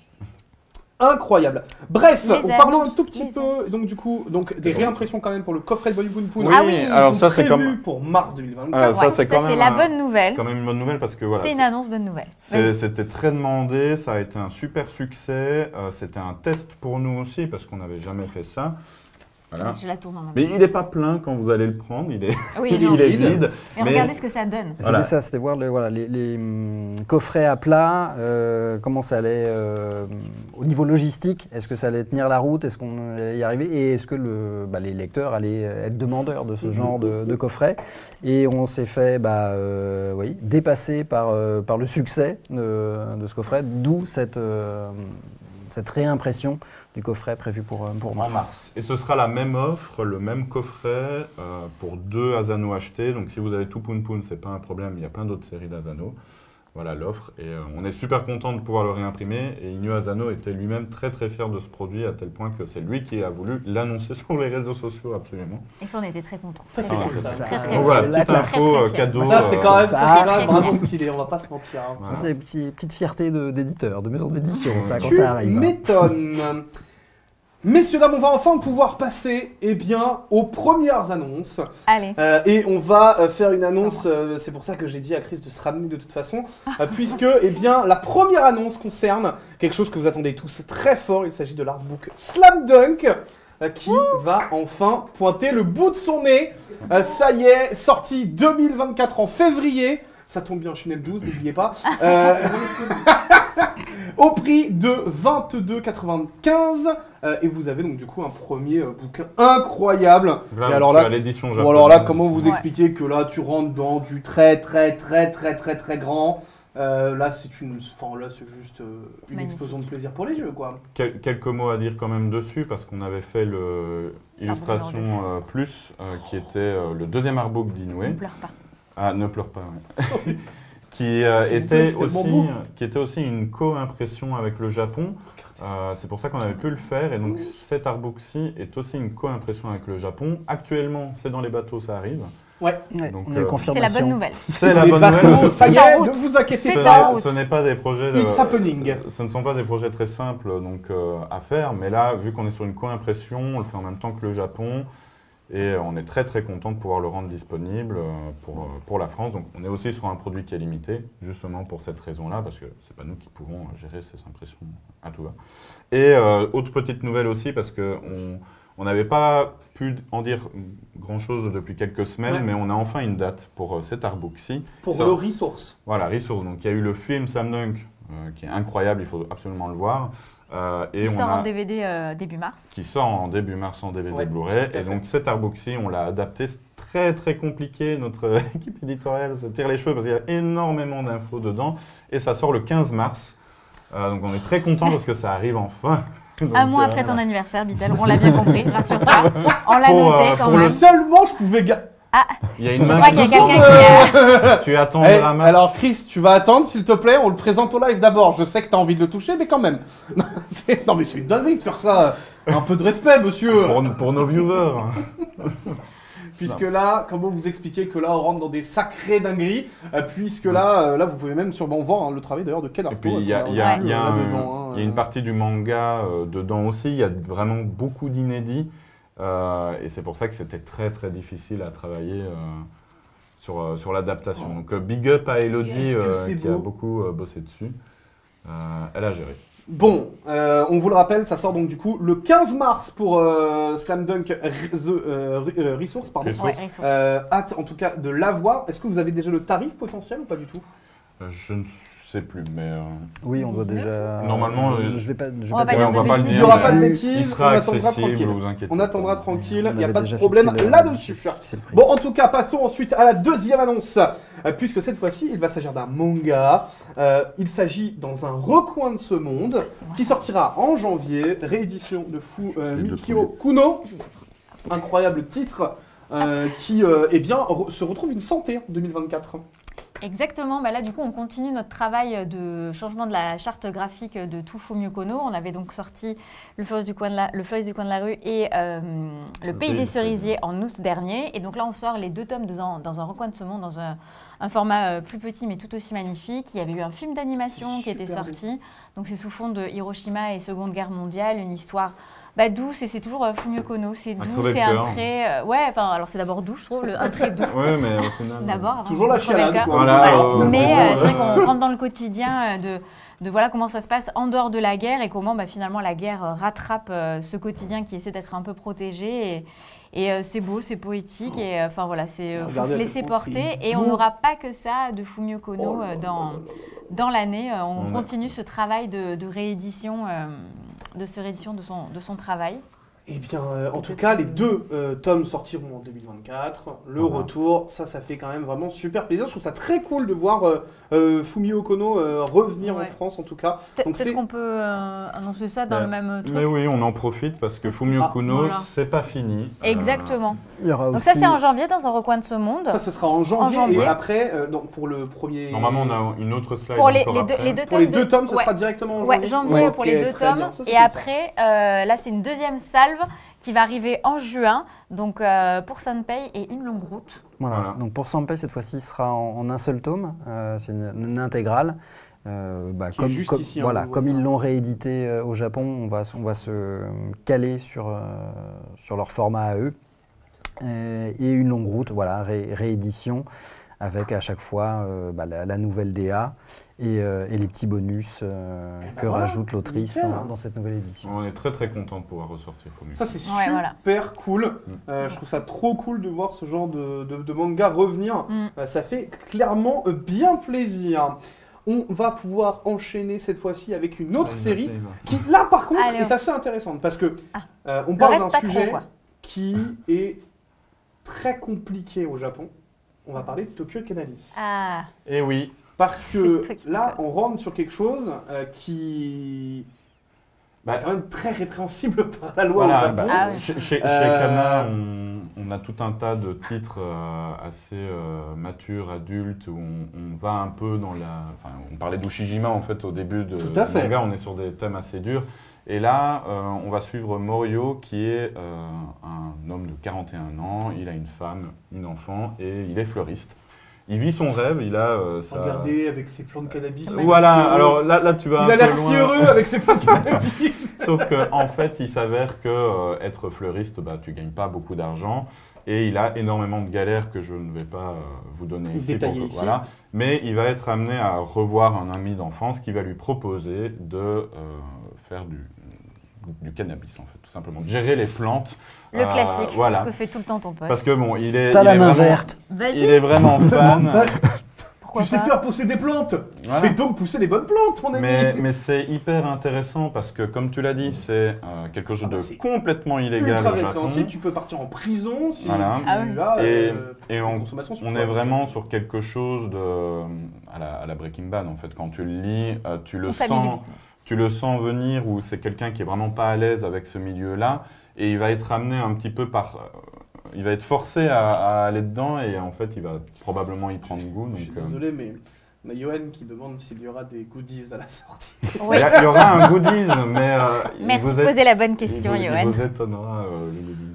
Alors, évidemment, moi, ça me fait beaucoup penser à Manchuria Opium Squad, sur l'ambiance, parce qu'on sait que le pavot et tout, l'opium, et le fait qu'on retrouve l'ambiance très Breaking Bad, ça m'y fait évidemment penser. On sait que c'est 2 mangas qui sont assez importants, mine de rien, autour de ce sujet-là.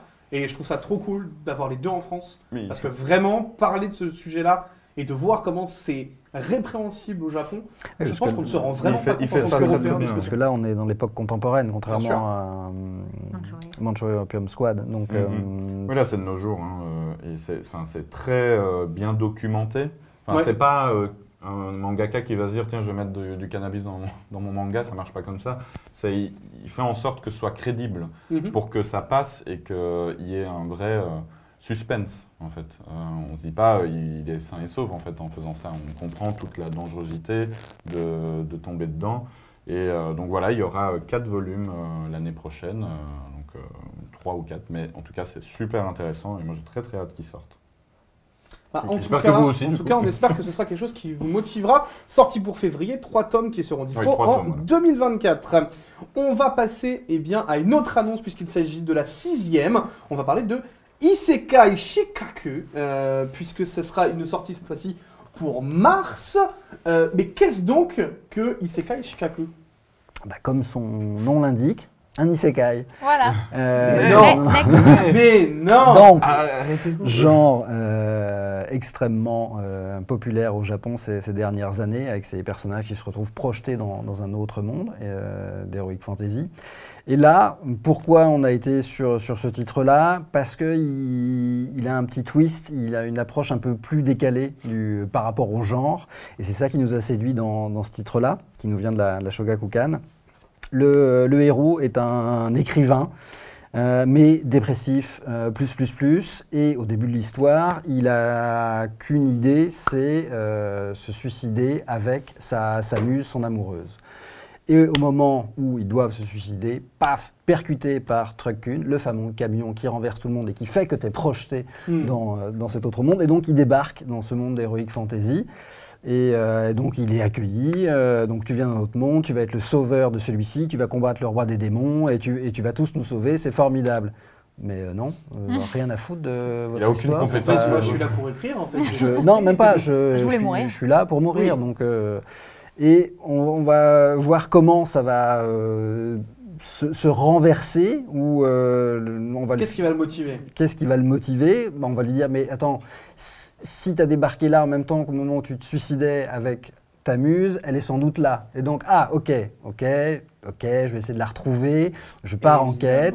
Et de fil en aiguille, il va rencontrer d'autres personnages et avec son profil d'écrivain et sa façon de voir le monde, il va avoir une autre approche qui va lui permettre d'aider un certain nombre de personnes et surtout, on va découvrir qu'il a malgré tout un pouvoir alors qu'il a en arrivant des stats catastrophiques. Partout, hein. Et je n'en dirai pas plus pour ne pas spoiler. Je me permets un tout petit peu de revenir quand même sur des questions dans le chat puisque ça parle de la perfect de Yu-Gi-Oh! Il faut savoir que depuis la mort de l'auteur, malheureusement, les droits sont bloqués. Je sais que tu l'as mis sur Twitter et c'est pour ça que je me permets de le dire.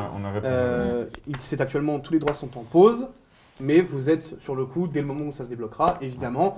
Mais c'est pour ça que vous n'aurez pas d'annonce Yu-Gi-Oh! Sur ce live. Je préfère vous le dire tout de suite. Comme ça, au moins, vous êtes au courant. On va pouvoir passer donc du coup on finit juste un petit peu sur Isekai Shikaku, puisqu'il s'agit donc du coup d'une sortie qui serait à partir de mars, et il y aura donc 5 volumes en 2024. Donc j'imagine probablement une double sortie de volume sur le début. Non, on va avoir un rythme bien soutenu, parce que la série a déjà 9 tomes de parus au Japon. Très bien. Et il y a même un animé qui doit arriver. On n'a pas encore de date confirmée, mais sans doute premier semestre 2024, là aussi. Eh bien, très bien. On va pouvoir passer cette fois-ci à la 7e annonce, puisqu'il s'agit de Myrtis cette fois-ci. Toujours une sortie en mars. Cette fois-ci, création originale. Donc, création originale. Donc cette année, donc en 2023, on sortait Silence uniquement en création originale et l'année prochaine, elle est foisonnante. Du coup, on sort 3 créations originales françaises, hormis Captain Flamme que je ne mets pas parce que c'est du classique. Et donc du coup, Myrtis, c'est le grand retour d'Elsa Brands qu'on avait eu le plaisir d'avoir chez nous déjà pour Save Me Pity, puis après par le pouvoir des dessins animés. Et là, du coup, on retrouve une Elsa, un dessin d'Elsa pétillant, plein d'humour, mais plutôt dans un univers conte de fées. Donc on tombe sur l'héroïne, une princesse, qui en vrai au début est un peu une tête à claque, pour pas dire autre chose, parce qu'elle est vraiment pourri gâtée, vraiment la princesse dans toute sa splendeur. Et à un moment, arrive ses 17 ans, maintenant, ma pauvre vieille, il faut se marier. Donc maintenant, c'est terminé les cadeaux, tu te mets au fourneau, tu obéis, tu dis plus rien. Et là, elle se dit non mais au secours, c'est pas possible. Et là s'ensuit tout un truc, comme c'est le faire Elsa en fait, avec de l'humour, de la subtilité et faire dénoncer quelques petits trucs au passage, etc. Est-ce qu'elle va devenir une fée, une sorcière pour ne pas se marier? Finalement, tout le monde va se mettre dans son chemin pour qu'elle puisse se marier. C'est vraiment une course-poursuite pour laissez-moi être moi-même et laissez-moi tranquille en fait. Et toujours plein d'humour, on s'attache Elsa très qu'on fort. aime, Ouais, c'est qui nous chouette. fait poiler. C'est chouette, c'est beau, on a envie de lire la suite, on a envie de savoir qu'est-ce qui va arriver. Est-ce que du coup, jusqu'où elle va devoir aller pour ne pas se marier avec ce prince charmant qui n'a rien de charmant, un but de sa personne au possible, donc c'est drôle. Bon, en tout cas, 3 tomes aussi pour 2024. Oui, carrément, tout à fait. Donc ça continue son cours du côté des créations françaises, ça régale. Ouais, on va passer à la 8e annonce, les héritiers de Agion, si je ne tout à fait. Non, bien. Très bien. Très bien prononcé. Du premier coup. Incroyable comme quoi. Et là, effectivement, encore une fois, donc, du coup, tu parlais donc, des créations françaises, c'est le retour, encore une fois, d'une création, tu en as parlé, il y en aura 3 cette année. C'est donc la 2e, ce qui cette fois-ci sortira en avril. Est-ce que tu peux un petit peu nous en parler un petit peu? Alors cette fois-ci, c'est une nouvelle autrice qui a rejoint la maison Kana, Tipiu, qui a déjà auto-édité pas mal de titres, qui avait participé à un des tremplins d'un de nos concurrents, mais néanmoins confrères, et qui donc là débarque avec ce projet, Les Héritiers d'Agion. J'aime beaucoup le style de dessin. Univers médiéval fantastique, avec dans ce monde la possibilité de revenir à la vie une fois. Pour ça, il faut être accompagné de sœurs Clarté qui, pour éviter que pendant la résurrection, on ne devienne une créature maléfique, un maudit. Et dans ce monde, il y a Adalise, l'héroïne, la princesse du royaume, qui, elle, exception, est morte dès la naissance. Et normalement, ça n'arrive pas. Et donc, il y a tout un mystère autour d'Adalise, autour de la disparition de sa mère. Et donc, on part un peu dans une quête comme ça, initiatique.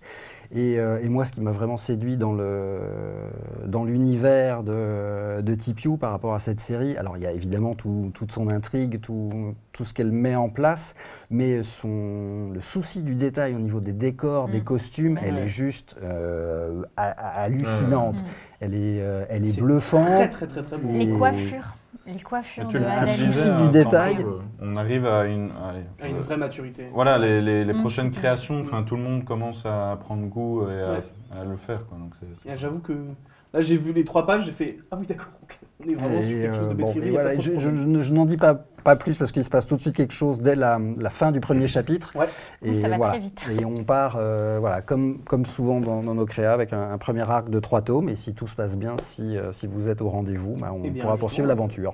TPU est dans le chat, donc apparemment tout le monde est dans le chat cette fois-ci, c'est incroyable. Johan, TPU, Cab, où est-ce que tu es en fait finalement? Arrête d'être trop barre. Cab, il a choisi un autre. Il a choisi un autre pseudo pour pas que tu le repères. C'est ça. Il mange une merguez frite là et il nous regarde, j'en suis sûre. Aïe, Cab, voyons. En tout cas, 3 volumes aussi pour 2024. Comme quoi, effectivement, la création française a de vrais beaux jours devant elle. On va pas se mentir, justement, continuons avec la création française, puisqu'on va parler de la boutique d'artefacts, qui cette fois-ci sort pour juin, du côté de chez vous, fait par Pacha, qui est également dans le chat. C'est vrai. Voilà. Salut à tous nos auteurs. Il y a tout le monde. On ne peut pas dire de bêtises. Non, mais voilà, là aussi, première série pour Pacha, qui a lui aussi fait partie de cette génération d'auteurs qui se sont auto-édités, qui font pas mal de choses au préalable un peu tout seul. Donc c'est là où notre rôle d'éditeur, à un moment, faut qu'on les accompagne. Et là, un shonen qui se passe à Paris. Vous connaissez tous cette tradition qu'on a de jeter une pièce dans une fontaine et il y a un puits et le vœu est censé se réaliser. Et bien là, figurez-vous que sur le Champ de Mars, on a trouvé un puits qui réalise vraiment les souhaits, les vœux. Donc soit tu l'incarnes, soit le souhait est dans un objet. Et donc une fois que tu meurs, le souhait il est toujours là dans un objet. Donc des boutiques qui vendent ces objets détenteurs de vœux se sont montés. Et le héros, Léo, au début de l'histoire, hérite de la boutique de son oncle, qui est une péniche sur les bords de Seine. Et on va découvrir que son oncle, qui est censé s'être suicidé, ne s'est peut-être pas suicidé, et Léo part mener l'enquête pour savoir un peu ce qui s'est passé et va-t-il reprendre ou pas la boutique de son oncle. Enfin, voilà, toute une intrigue un peu policière qui se met en place dans Paris. Et surtout, ce qui est fort aussi, c'est comment Pacha a su gérer et mettre en place le fonctionnement des vœux, les règles, parce que c'est trop facile, tu fais un vœu et tout peut se passer. Mais non, il a mis des règles et c'est ça qui nous plaît dans les shonen, c'est que et comment jouer avec les règles et comment tu fais avancer tes personnages, tes héros et les pouvoirs que ça va mettre en place et déclencher. Donc, en tout cas, encore un shonen ultra efficace. Tu le vends bien, disons. Moi, je te le dis, c'est pas l'éditeur. Voilà. Pardon, non, mais on sent que t'as taffé ton dos, c'est bien. Non, mais c'est surtout que les auteurs ils m'ont séduit. Enfin, on signe pas de titres chez Kana si nous-mêmes, les éditeurs, on n'est pas convaincus, on n'a pas un coup de cœur. C'est difficile de défendre le titre. Évidemment. Bon, maintenant qu'on a fait un petit peu le tour de ce qui va se passer pour eh bien, les créations originales françaises. Revenons un petit peu quand même sur certaines licences qu'on connaît bien, puisque vous le savez, le roman... Il était là, Ah non, il est là, pardon. Oui, t'inquiète pas. Je me dis, il a disparu. Nous avions eu le plaisir d'avoir le roman de Jiraiya l'année dernière. Et cette fois-ci, c'est le retour de Naruto avec Naruto et Sasuke Retsuden. Évidemment, l'adaptation du manga, du roman en manga, pardon. Le retour qui fait quand même très plaisir. Du Naruto qui revient. C'est toujours très chouette d'avoir du Naruto à annoncer dans une année. Donc c'est en 2 tomes, comme le roman. Et donc du coup, le premier tome sortira en mai de mémoire et le deuxième tome sortira en octobre. Et donc du coup, en gros, le pitch rapide de Sasuke Retsuden, Naruto tombe malade, Sasuke veut trouver un remède et part à la recherche d'un remède. Il atterrit dans une prison qui est, comment le dire, avec des gardes qui sont peu ordinaires. Ouais. J'en dis pas plus, comme vous découvrirez. Et donc du coup, malheureusement, il est incroyable. Ouais, non mais c'est magnifique. Et du coup, il se retrouve lui aussi un peu prisonnier de ça. Et donc du coup, qui vient aider Sasuke? Eh bien, c'est Sakura, bien évidemment. On a toujours besoin d'une femme pour se sortir de l'embarras. Donc ce sera 2 tomes pour 2024. Exactement, évidemment, donc on est ravis. Exactement. Voilà, on va passer cette fois-ci à la dernière annonce de ce live, messieurs, dames, avant la clôture de celui-ci. Nous allons parler de The Ichinose Family's Deadly Sins. C'est, si je ne me trompe pas, Taizan 5, c'est ça qui a fait ta copie. Voilà. Qui se retrouve cette fois-ci chez vous. Voilà, qui revient. Et donc là, on suit Tsubasa Ichinose, qui est un collégien et qui se réveille d'un coma. Il ne sait pas qui il est, il ne sait pas où il est. Et il voit tout un tas de personnes autour de lui qui prétendent être sa famille. Sœurs, frères, parents et grands-parents. Et très clairement, c'est hyper inattendu parce qu'on est sur un récit qui va jouer sur les mystères. Et quand il va reprendre ses esprits, il va essayer de renouer des liens avec sa famille. Ils vont s'inventer des histoires. Oula, tu montres une planche. Ah oui, c'est la planche. C'est la planche, mais c'est parfait parce que c'est quand même ultra révélateur de ce que fait Taizan 5. Tu me fais la parfaite transition parce que quand ils vont revenir à leur maison, il va découvrir sa maison et sa chambre et en fait, il s'avère qu'il y a... Là, il y a un truc qui ne va pas. Voilà, il y a un truc qui tourne pas rond et c'est très clairement un manga à twist. Ouais. Tous les chapitres, il y a quelque chose. On s'y attend pas et encore aujourd'hui, les derniers chapitres sont sortis. C'est une série qui va faire 6 tomes. L'année prochaine, donc, on sort les 2 premiers volumes d'un coup parce que là, très clairement... Là, il faut le faut parce que sinon, vous allez être très frustré. Donc, un conseil, achetez les 2 premiers tomes directement. Ouais. Et on va sortir 4 volumes dans l'année, donc ça va aller assez vite, mais voilà, Taizan 5, voilà, c'est un auteur qui aime beaucoup jouer sur l'inattendu et sur le twist. Et voilà, dans ta copie, il avait fait ça très très bien, et là, pour Ichinose Family, voilà, et là on est sur quelque chose d'assez similaire dans le ton, mais sur une histoire complètement différente. Il aime bien mettre le doigt sur les dysfonctionnements de la société japonaise au travers de ces séries. Et là, voilà, il le fait encore une fois et d'une manière très intelligente et subtile. Mais voilà, il aime bien gratter là où ça fait mal. Clairement. Bah écoutez, voilà un petit peu les 11 annonces qu'il y a pour 2024. En tout cas, j'espère que ça vous aura plu dans le chat. Et n'hésitez pas à nous dire, évidemment, le titre que vous attendez le plus. Moi, maintenant, je vais juste vous demander... quelle est ta grosse attente là sur les 11 qu'il y a eu, mon très cher Nathan? Là, dans ce qu'on a annoncé, je pense que c'est Tokyo Cannabis. C'est pas pour que j'en ai parlé, mais très clairement, ça te botte bien. C'est ma cam pour pas... mauvais jeu de mots. C'est cadeau le chat. Toi, Stéphanie, c'est quoi que t'attends le plus là? Alors moi j'avoue, j'ai un affect particulier pour les créas parce que du coup, il y a l'amont et il y a l'aval, c'est après tout le travail qu'on fait ensemble et du coup ça devient vraiment des chouettes relations, donc j'ai un affect particulier. Et après si j'enlève les créas de côté, Ichinose, parce que ça me fait beaucoup penser à Time Shadow sur tout ce côté un peu twist, des bons spatio-temporels et tout ça, donc du coup je pense que ça va être un très très bon titre celui-là, j'ai très hâte. Et toi donc, Timothée? Moi, il y a les auteurs dans le chat, donc je peux rien dire. Toi, aucune création, ton préféré. Ne parle pas de création. Mais écoute, non, mais après, moi c'est presque sur des annonces qu'on n'a pas encore faites. Oh, le tricheur. Oh, le coquin. Ouais, deuxième partie de l'année, il y a encore des il y a encore des trucs à venir et moi il y a quelques. Oui, parce que c'est vrai que là on a parlé que jusqu'à mai. Hein. Et encore, il y a des choses qu'on n'a pas tout annoncées. Donc voilà. Mais en non, bref, mais c'est pas quand t'es connecté quoi. Non, mais quand t'es éditeur, tantôt, quand t'es éditeur, tu peux pas choisir plutôt l'un que l'autre. Non, on les a tous choisis, donc il y a bien une raison. Bon, moi tout ce que je dis, c'est que tu nous as pas donné ce qu'on voulait. Mais enfin bref, c'est pas grave. Non mais s'il y avait eu un Jun Mayuzuki, ça aurait été du Jun Mayuzuki. Oui, c'est ça qu'il faut se dire. évidemment. Moi, je sais pas, je me suis dit, c'est le dernier live de l'année, peut-être que tu vas te mouiller un petit peu, mais écoute, tu resteras toi-même jusqu'au bout. Bref, en tout cas, messieurs, dames, j'espère que ce live vous aura plu. C'est le dernier de l'année, le dernier dans ce format. J'espère que vous avez passé un bon moment avec nous tous durant cette année. Merci beaucoup de la confiance chez Kana. Ça a été un plaisir de faire ça avec vous pendant plus d'un an. Carrément. J'espère vous revoir très vite, évidemment. Merci à toute la régie qui nous a régalé. Merci beaucoup pour tout ce que vous avez fait pour cette émission. Je vous souhaite à tous de très belles fêtes de fin d'année. Prenez soin de vous et continuez évidemment de lire du manga. Et n'oubliez pas, Slam Dunk, c'est 2024, les gars.